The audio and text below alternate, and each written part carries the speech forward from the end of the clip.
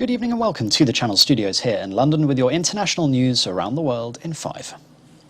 Leaders from across Europe and the world have discussed climate change and the global vaccination drive on the first full day of meetings at the G7 in Cornwall. Welcome you again. Excellent. Thank you very much, everybody. Thank you.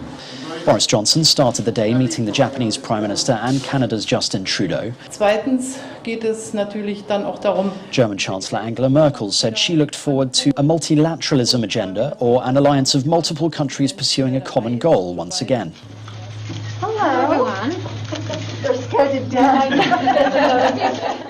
Meanwhile, US First Lady Jill Biden and Kate, the Duchess of Cambridge, visited a local school.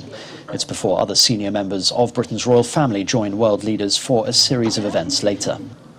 Blimps depicting US President Joe Biden and British Prime Minister Boris Johnson sailed in Falmouth Harbour to illustrate calls for the richer nations to deliver vaccines to poorer countries. Joe Biden has vowed to send 500 million Pfizer shots, while Boris Johnson says Britain will give at least 100 million vaccines within the next year. Good, everybody. Thank you very much. However, protesters in Cornwall say more needs to be done and with greater urgency. Footage has been released showing Syrian and Russian air raids in rebel-held Syria that reportedly killed at least 10 people. The White Helmets emergency response group filmed a car burning at the scene of an attack in the mountainous Jabal al-Zawiya region in southern Idlib, the last major area of the country still in rebel hands. 2 civil defense workers said at least 4 rebels were killed when their convoy was hit by a Russian jet when they approached the village to rescue survivors. A 36-year-old South Korean startup founder has been elected leader of the Conservative Opposition Party and pledged to win over increasingly disillusioned voters. Lee Jun-seok has become the youngest leader of any major political party in democratic South Korean history. He has been elected head of the People Power Party, the Conservative Opposition Party.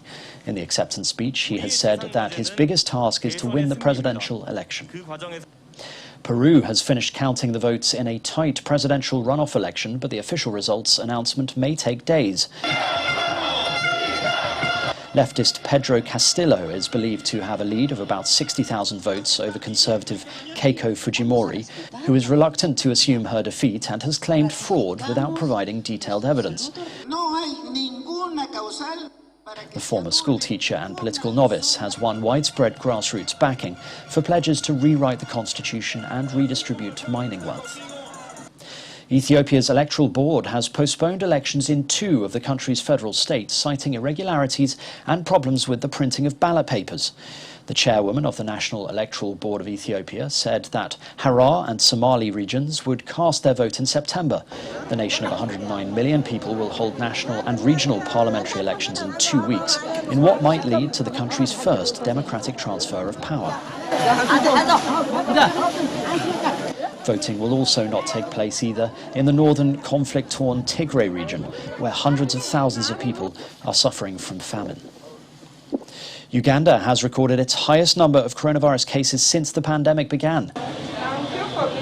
The country entered its second wave of the pandemic in late May and currently has a 17% positivity rate.